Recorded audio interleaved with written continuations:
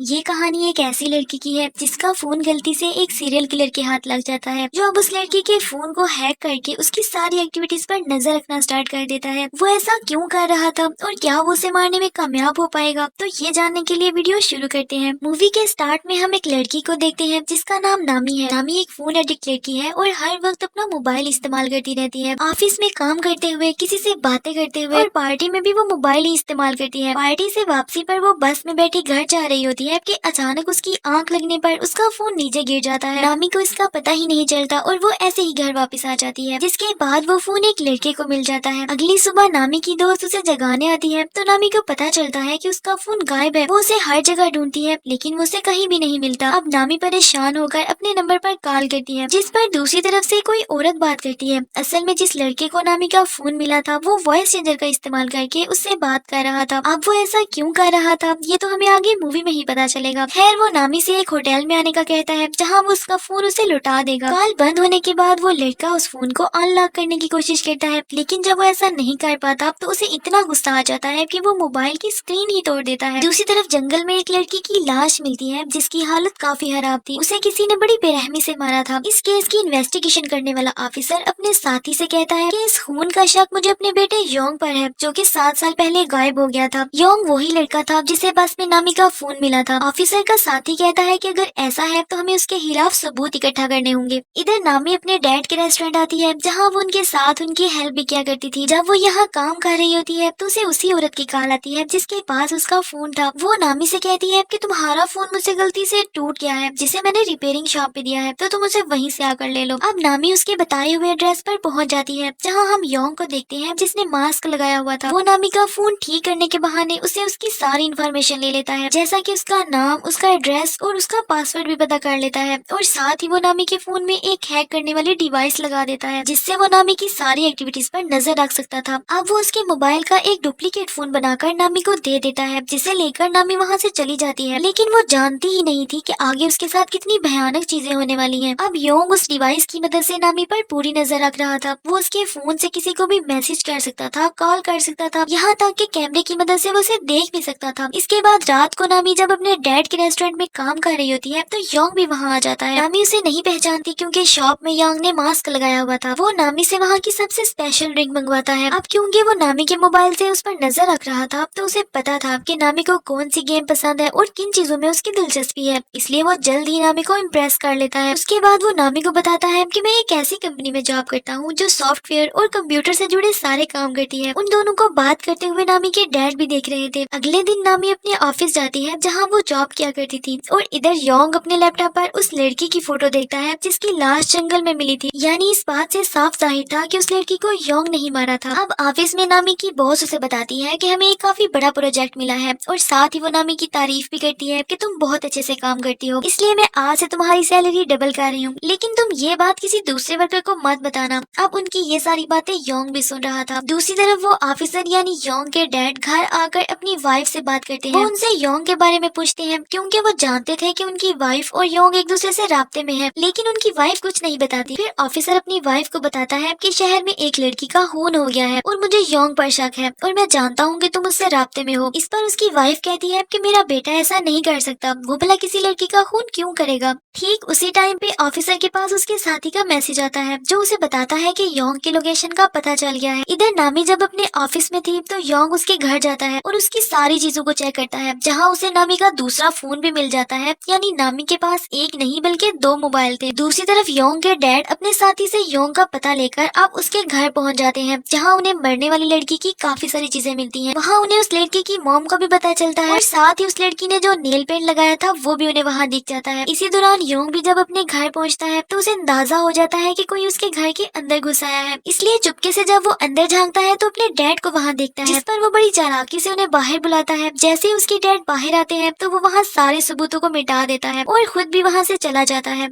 उसके बाद वो नामी के डैड के रेस्टोरेंट जाता है और उसके डैड से मिलता है। वो उन्हें कहता है कि मैं यहाँ अक्सर आता रहता हूँ और वो उनसे स्पेशल ड्रिंक भी मंगवाता है, लेकिन नामी के डैड को पता चल जाता है कि वो झूठ बोल रहा है, वो सिर्फ 2 बार ही वहाँ आया था। इसलिए वापसी पर वो नामी से उस लड़के से दूर ही रहने का कहते हैं क्योंकि वो उन्हें ठीक नहीं लग रहा था। अब उनकी ये बातें योंग भी सुन रहा था। उसके बाद रात को नामी अपनी दोस्त से योंग के बारे में बात करती है कि अगर वो अपने बाल छोटे करवा ले और ग्लासेस उतार दे तो वो बहुत बहुत हैंडसम लगेगा। इधर ऑफिसर अब उस पहले वाली लड़की की मॉम से मिलता है जिसे योंग ने मार दिया था। उस लड़की की मॉम बताती है कि मेरी बेटी का मोबाइल कहीं गिर गया था, जिसके बाद उसकी स्क्रीन टूट गई और फिर मेरी बेटी को उसका फोन एक मोबाइल शॉप से मिला था और उसके बाद से ही मेरी बेटी के साथ अजीब अजीब चीजें होना शुरू हो गई और फिर एक दिन किसी ने उसे मार दिया। ऑफिसर उस लड़की की मॉम से वादा करता है कि आप परेशान ना हो, मैं जल्द ही कातिल को उसका सबक सिखा के रहूंगा। इधर नामी के डैड किसी काम से बाहर आए हुए थे तो योंग उन पर हमला करके उन्हें पकड़ लेता है। उसी रात पुलिस को जंगल से एक साथ 8 लाशें मिलती हैं जिन्हें बड़ी ही बेरहमी से मारा गया था। अब अगले दिन जब नामी की आंख खुलती है तो उसके फोन पर उसकी बॉस की काफी सारी कॉल्स आई हुई थी और साथ ही उसके फोन से उसकी दोस्तों को मैसेजेस किए गए थे जिनमें उन्हें काफी बुरा भला कहा गया था। ये सब देख के नामी के होश ही उड़ गए थे। उसके अकाउंट से एक पोस्ट भी की गई थी जिसमें बताया हुआ था कि बॉस ने मेरी सैलरी डबल कर दी है। नामी जब ऑफिस आती है तो कोई भी उसे ठीक से बात नहीं करता। उसकी बॉस भी उसे वहाँ से धक्के मारकर निकाल देती है जिस पर नामी को बहुत दुख होता है। वो वहाँ से अपनी दोस्त के पास आ जाती है और उसे सारी बात बताकर बहुत रोती है, जिस पर उसकी दोस्त उसे तसल्ली देती है और संभालती है। योंग जब ये सब देखता है तो वो सोचता है कि नामी अपनी दोस्त के बहुत करीब है, तो पहले अब उसकी दोस्त को हिरासत से हटाना होगा। यहाँ हमें ये भी पता चलता है कि योंग अब नामी के डैड के घर पे रह रहा है क्योंकि उसने वहाँ उन्हें बांध के रखा हुआ था। साथ ही वो उनके अकाउंट से नामी को मैसेज भी कर रहा था कि उसे शक ना हो। अगले दिन नामी और उसकी दोस्त रेस्टोरेंट में बात कर रहे होते हैं कि ऐसा कैसे मुमकिन है, उसके फोन से अपने आप मैसेजेस कैसे चले गए। तभी योंग भी वहाँ आ जाता है। वो कहता है कि मैं नामी की हेल्प कर सकता हूँ। वो उसका फोन चेक करके उसे बताता है कि तुम्हारा फोन किसी ने हैक कर लिया है और तुम्हारे फोन में उसने एक डिवाइस भी डाली है जिसकी मदद से वो तुम पर नजर रखे हुए था। ये सब बातें सुनकर नामी परेशान हो जाती है। उसके बाद योंग उसे बाहर लाकर कहता है कि ये काम किसी करीबी का है, किसी ऐसे इंसान का जिसे तुम्हारा पासवर्ड भी पता है। इस पर नामी को अब अपनी दोस्त पे शक होने लगता है क्योंकि उसका पासवर्ड उसकी दोस्त के अलावा किसी को भी नहीं पता था, इसलिए वो उससे ठीक से बात भी नहीं करती और उससे लड़ाई करके वहाँ से चली जाती है।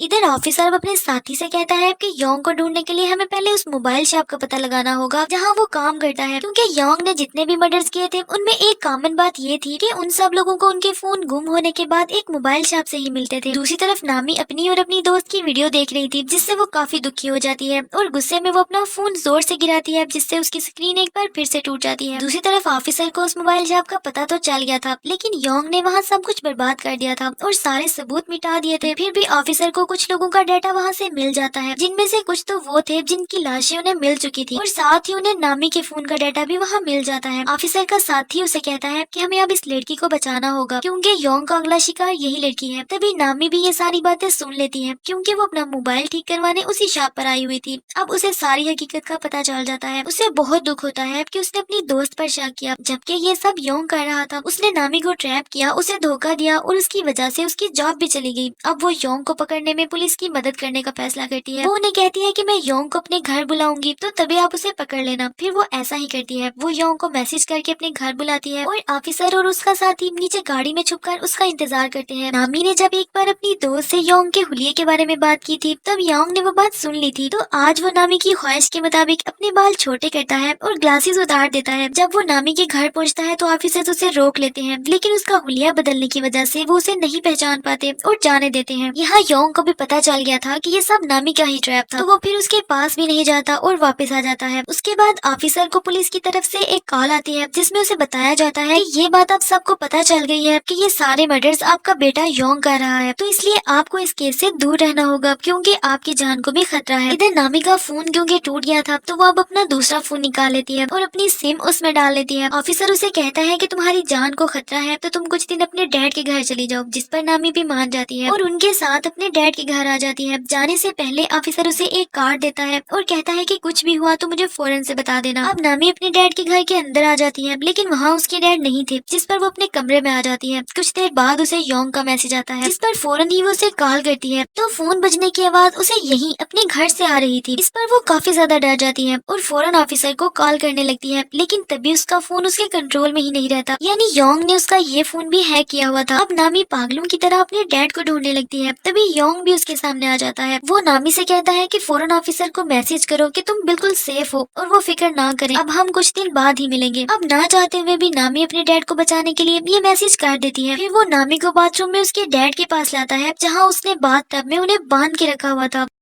वो उन्हें मारने की धमकी देता है, जिस पर नामी कहती है कि तुम प्लीज उन्हें कुछ मत करो, तुम जो बोलोगे मैं वो करूंगी। अब योंग उसे खुद को टेप से बांधने का कहता है। जब नामी खुद को टेप से बांध लेती है तो योंग उसके डैड को बाथटब में डुबोने के लिए पानी खोल देता है। ये सब नामी भी देख रही थी, वो रोने लगती है और साथ ही वो योंग को बुरा भला कह रही थी, जिस पर योंग उसे भी उठाकर बाथटब में छोड़ देता है और उसकी बेबसी देखकर खुश होता है। उसके बाद वो बाहर आता है तो उसे ऑफिसर का दिया हुआ कार्ड मिलता है, जिसमें लिखा था कि मुझे कॉल करना, मैसेज मत करना। लेकिन क्योंकि अब उसने नामी से मैसेज करवाया था तो इसका मतलब ऑफिसर को शक हो चुका था और वो वहाँ आने वाला था। योंग जल्दी से वहाँ से भागने लगता है, लेकिन उसके डैड पीछे से उस पर गन तान लेते हैं। लेकिन हुलिया चेंज होने की वजह से वो अभी भी योंग को नहीं पहचानते और उससे अपने बेटे के बारे में पूछते हैं। इधर ऑफिसर का साथी नामी और उसके डैड को टब से बाहर निकाल देता है। ऑफिसर योंग को बहुत मारता है और उससे अपने बेटे के बारे में पूछता है तो योंग कहता है कि डैड मैं ही आपका बेटा हूँ। ऑफिसर उसकी बात मान भी जाता है, लेकिन तभी योंग हंसने लगता है और कहता है कि कितने बेवकूफ हो तुम, अपने बेटे की पहचान भी नहीं है। इस पर गुस्सा होकर ऑफिसर उसे फिर से मारने लगता है। इधर जब नामी को होश आता है तो वो देखती है कि ऑफिसर का साथी उसके डैड को होश में लाने की कोशिश कर रहा था, लेकिन उन्हें होश नहीं आ रहा था। इधर ऑफिसर योंग का बैग चेक करता है तो उसमें उसे सारे लोगों की डिटेल्स मिल जाती है जिन्हें योंग ने मार दिया हुआ था। तभी उसे वहाँ 0 नंबर वाले लड़के की भी डिटेल नजर आती है, यानी जिसे योंग ने सबसे पहले मारा था। ऑफिसर देखता है कि वो कोई और नहीं बल्कि उनके बेटे योंग की ही डिटेल्स थी और साथ ही उसका सारा डाटा और उसकी काफी फोटोज भी थी। यानी जो कातिल उनके सामने था वो असल में योंग था ही नहीं, बल्कि उसने 7 साल पहले ऑफिसर के बेटे योंग को मारकर उसकी आइडेंटिटी ले ली थी और तब से वो योंग बनकर मर्डर्स कर रहा था। ये जानकर ऑफिसर को बहुत दुख होता है और वो बहुत रोता है। योंग कहता है कि कितने बेवकूफ हो तुम और तुम्हारी बीवी भी, जो अपने ही बेटे के कातिल को अपना बेटा समझकर उससे बात कर रहे थे। कातिल की ये सारी बातें नामी भी सुन रही थी तो वो गन लेकर उसके पास आती है और उसे शूट कर देती है। उसके बाद वो देखती है कि उसके डैड को होश आ गया है तो वो काफी इमोशनल होकर उनके गले लग जाती है। कुछ दिन बाद जब नामी अपने दोस्तों के साथ बाहर आई हुई थी तो कोई उस पर नजर रख रहा था, जिसे नामी भी देख लेती है, लेकिन वो समझ नहीं पाती कि ये कौन है। ये कातिल भी हो सकता था जो शायद मरा नहीं था, या फिर ऑफिसर का बेटा, या कोई और इंसान जो अब उस लड़के की तरह ही लोगों को टारगेट करके अपने मजे के लिए उनका खून करने वाला था। इसी सस्पेंस के साथ ही ये मूवी खत्म हो जाती है। तो गाइस वीडियो अगर अच्छी लगी है तो उसे लाइक करें, चैनल को सब्सक्राइब करें। Thank you and Allah Hafiz.